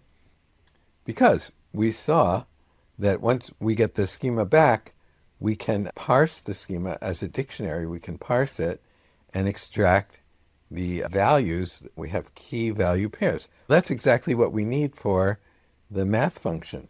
We want number one. We want to know what number one is. So the key would be number one, and the value would be the value of number one. And the next key would be number two, and the value would be of number two. And then the next key would be operation, and the value would be multiplication. So we can explain to the LLM by way of sending it a schema exactly the kind of answer we want. Generally, what we can say is we want the parameters. We want to know what function it wants us to use, and then we have to know what the parameters are, or what the arguments are for that function. And we can use the schema to make sure that the LLM gives us those values, which we can, as we saw, convert to a dictionary and extract easily. Not convert the values, convert the response to a dictionary and extract the values easily. Okay, so with that introduction to the idea of tools, let's see how we can use this. So next we will work with tools. So let's say the business problem is that you run an e-commerce company with a customer loyalty program. And you have gold tier, so that's a really good customer. They've been around for a long time. They spend a lot. And silver tier, and bronze tier. Okay? And customers will ask questions. They'll say, how much discount will I get on my $1,000 order? But the LLM doesn't know your company's specific discount rules. These are based on your business logic or your database. So why do we need to call tools? So the LLM can't just answer, you'll save $150, because it doesn't know what the discount is for gold, which is maybe 15%. So it needs to call your functions. You have to write a function which will basically describe the discounts based on whether someone is gold or silver or bronze. So it needs to call your function that has your company's actual discount rates. And of course, those discount rates could change. So maybe today it's 15%, but maybe tomorrow it's 16%. Anyway, it needs to call that function. So the flow is that the customer asks, what discount do I get? The LLM thinks, I need the calculate discount function for this. The LLM says, call calculate discount with tier equals gold. So presumably the customer says I'm a gold tier. And then the total is $1,000. And then you execute the function. You return your function returns $150. You send $150 back to the LLM. The LLM responds to the customer. You'll save $150 on your order. So tool calling connects the LLM to your real business data logic that it can't know on its own. Okay, so That's an example of where we might use this. Of course, we talked about two other examples, the calculator and the weather, but here's another example. Okay, so a quick note about Python. Dictionaries have a .get method, and we can use it like this. Here's a dictionary. Bronze is 5%, silver is 10%, gold is 15%. So this is a dictionary. The keys are bronze, silver, and gold, and the values are this number and this number. Okay, so this is called discounts. So we can use discounts.get and specify gold, and then it will extract this number. But we can also give a default value. So if it can't find gold, then it will just give a default value. So this will just prevent the program from crashing if it can't find this key. So if it can't find gold, it will just give back 0. So that's what would happen here, because there is no platinum here. So it can't find platinum, so it will just return 0 in that case. But for this case, it can find gold, so it will return 15%. So that is the get function. We're going to use that below. Okay, so let's read this. Step 4, tool calling. So we've done a number of different steps so far. The last step 3 was working with JSON. The step before that was working with memory. And the step 1 was just making a plain call to an LLM with no memory. So now we're talking about step 4, tool calling. And tool calling lets the LLM decide to call functions that you define. The LLM itself doesn't execute the function. It just says call this function with these arguments, and you execute it and send back the result. Okay, so we start out just like before. We're going to use this to get the handle. So we use this to get the handle, that we call it client. And we also here have to import JSON, just like we did in example in step 3. We had to import JSON. I don't know if we emphasized that, but we did need to import JSON. And so now we're going to define a calculate discount function. And this function is going to need 2 arguments: the customer's tier, so is it gold, are they bronze, are they silver, and the total order. Is it $1,000? Is it $2,000? What is it? We're going to define a function that takes these 2 arguments. And here's the business logic here, right? Bronze is 5% discount, silver is that. So this is not a function, this is part of our function, but this is a dictionary. And then we're using dictionary.get. It's called discount, so it's discount.get. And we supply the customer tier. So hopefully we know the customer tier. And then we have the default value here. And that will give you the discount rate, whether it's this, or if it doesn't find it, then it would be 0. And then we wanted to return the actual, for example, we said $150, which came from 15% times the $1,000. So we have to take the discount rate times the amount, the order total. Okay, so now so this is all part of the tool calling. So again, we had to import this, and then we use it here. Then so far we've only defined this function. We haven't called the LLM yet. The next thing is we need to explain to the LLM that we have some tools. And we put the tools in a list. Now we only have one tool. So we're only going to have one tool in this list. We're only going to have one element in this list. But the tools are each described by as you can see, a dictionary. Okay? So that maybe it goes here. A dictionary. So the tool is described by a dictionary. And it looks very much like JSON. But the type here is function. So type is always function for function calling. Remember, so far, type has always been object, but here it's going to be function. And then function contains the details about the function. So first, we give the name. So the name of our function was calculate discount. So we write that here as the name of the function. And then this is critical here. This is the description. What does it say? Calculate the discount amount for you can't read this, but for a customer based on their tier and order total. Maybe I can just show you this so you can see what it says. So it says that. Calculate the discount amount for a customer based on their tier and order total. Okay? So that is the description of our tool. So why do I say this is critical? Suppose you were sloppy and just said, calculate the discount. So you didn't say anything more than that. Then you're expecting the LLM to know what's going on here.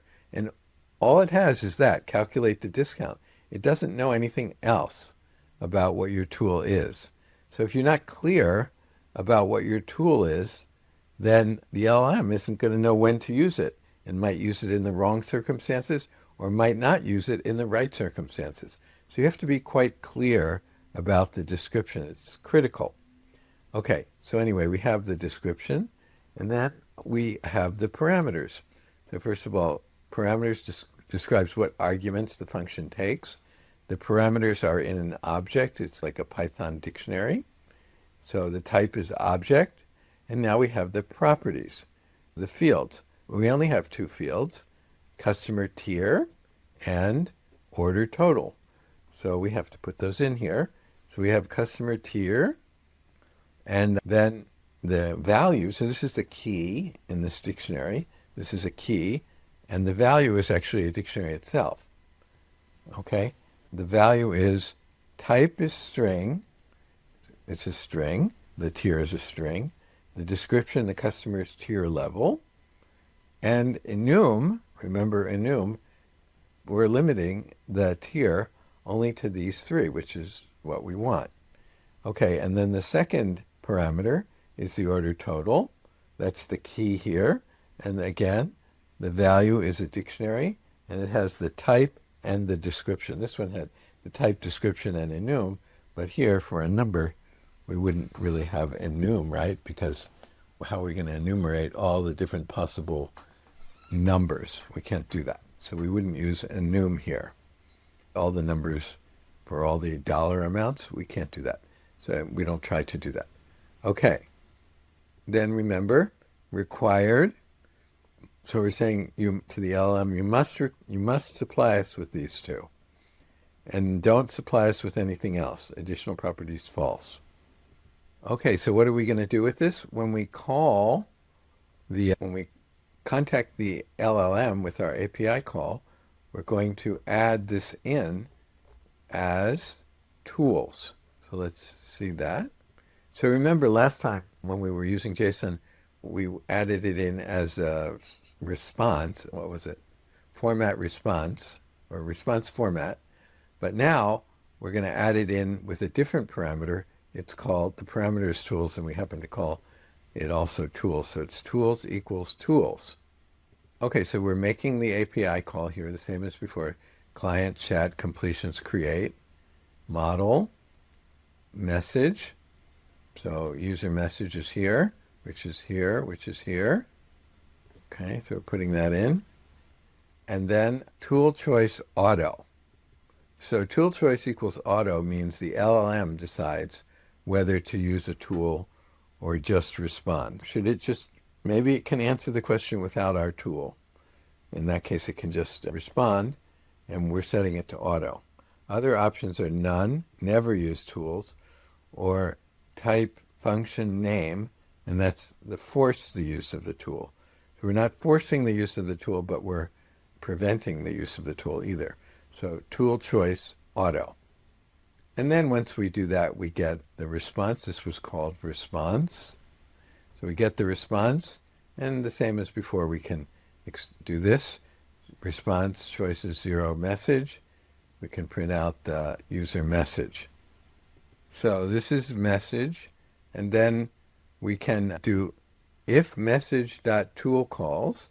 So if it made a tool call, actually is what we're asking, then we can say the LLM decided to call a tool.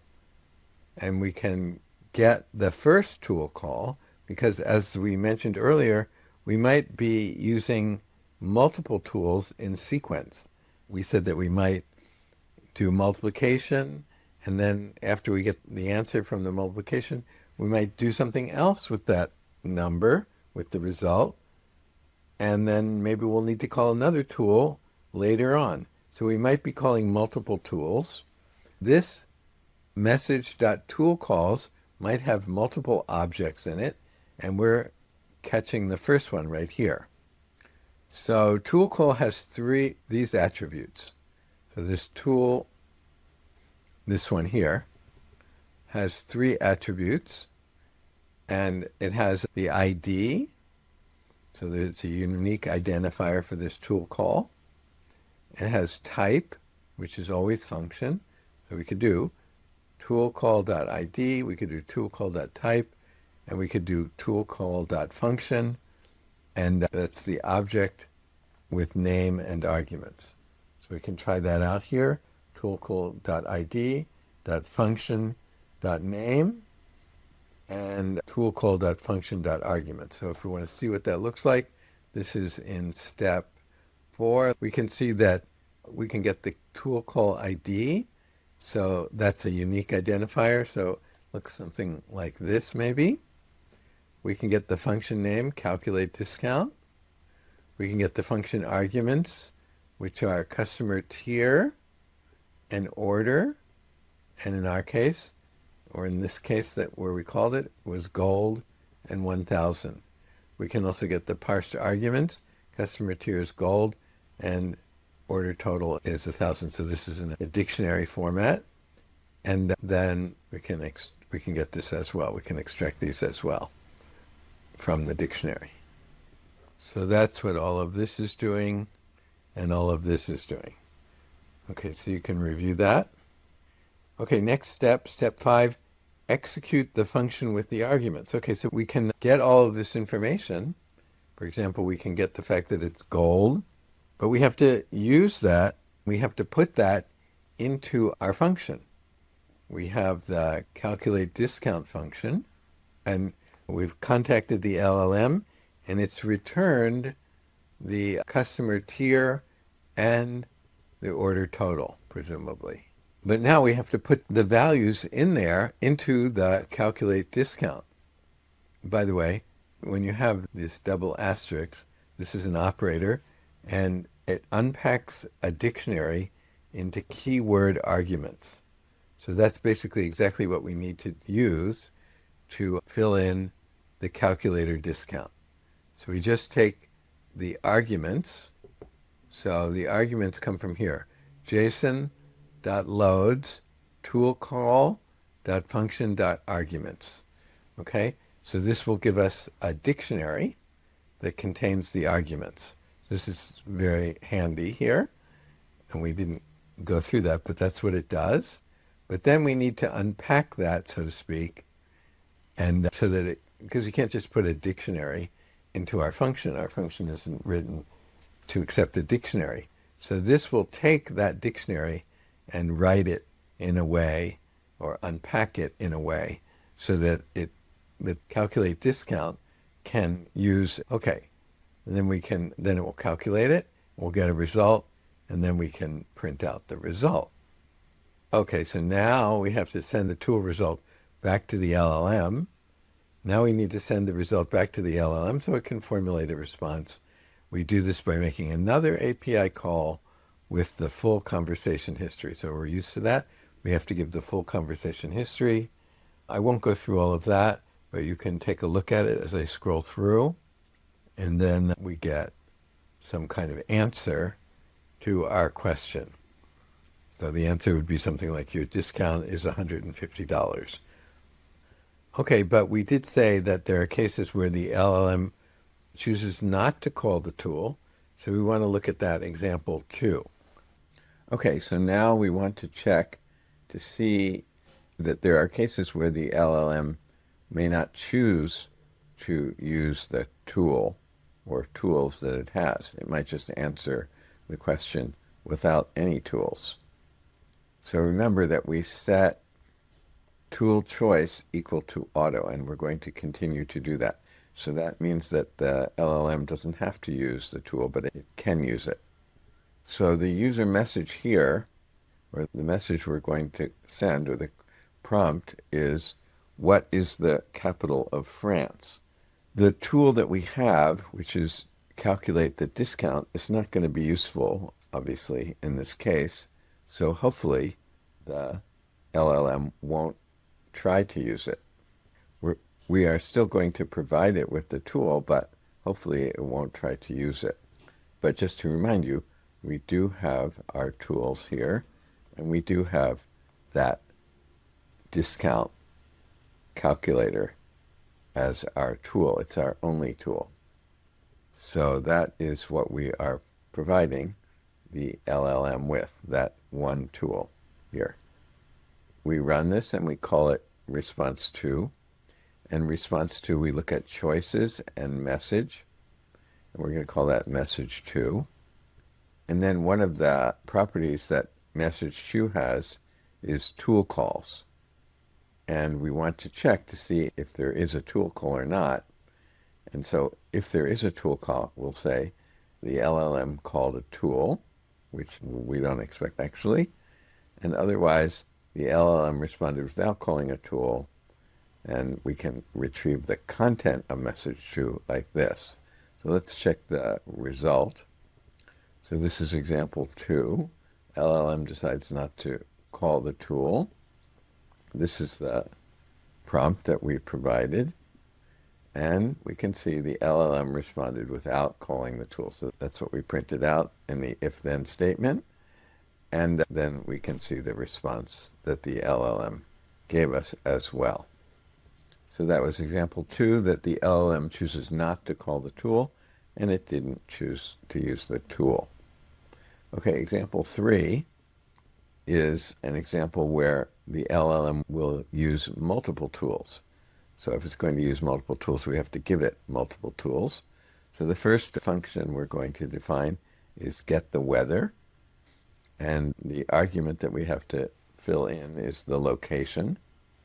And this is not going to actually access an API, but you certainly would want to access an API in reality, but we're just going to do it simply with some arbitrary weather data that we just make up. But typically you'd want to get the location and then feed that into an API and get the real weather data. But here we're just going to skip that, contacting the API, and we're just going to say that New York is sunny and 72 degrees, London is rainy and 15 degrees, and Tokyo is cloudy and 20 degrees.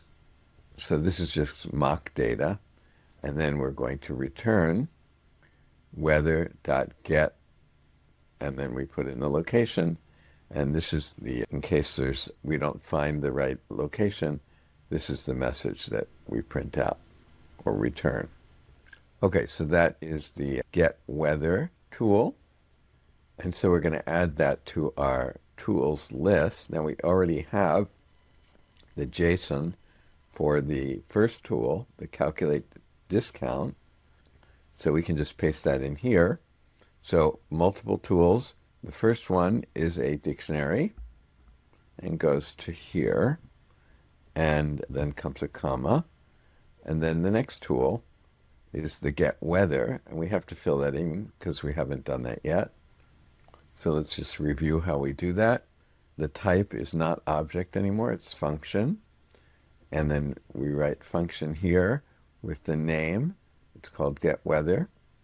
And the description, and this is very important, get the current weather for a location. And then the parameters. And this parameter is a kind of a dictionary. So we have property, and then that's the key. And the value is here. So just one dictionary there. Let's see it. Parameters are a kind of a dictionary. And it's the key and a key and a key value. And here the key is type and object. And then properties is a dictionary. And it has just location. And the type is string. The value is actually a dictionary. And it has type and string and description, the city name. Okay, then we have required, and it's required that we have the location. We're not using enum here, we don't need it. And additional properties is we're not allowing any additional properties, no additional fields. Okay, so our list of tools, which we've called multiple tools, contains just 2 tools. Okay, so now the user is going to ask a question about the weather, and that's going to be our user message, and that goes in here. We're doing the same thing again here, building in the model here, and messages, user message. So again, we're not doing multiple turns here. We're not considering that. Of course, typically we would be considering multiple turns, but here we're just experimenting with using multiple tools, so we're doing it in a simple scenario. And so our tools is multiple tools here. And as we said, we're going to set tool choice to auto as before. Okay, and when we run this, we're going to call that response 3. So we're going to take response 3 and get the message. And so we're going to do response 3 choice message, and that's going to be our message 3. And if message 3 has a tool call in it, we're going to define tool call 3 to be the first tool call. And we're going to print out the LLM chose to call, and then we're going to get the function name, the tool there. Okay? So then we're going to take this tool call 3, and we're going to get the arguments, and then we are going to apply JSON loads to it, and those are going to be called the args, and we're going to print those out.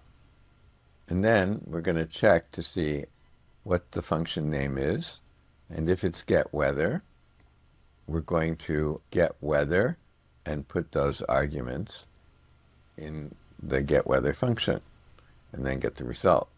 Otherwise, if tool call 3 was calculate discount, then we're going to get the arguments and put them in the calculate discount function and call that result 3, and then we're going to print out result 3.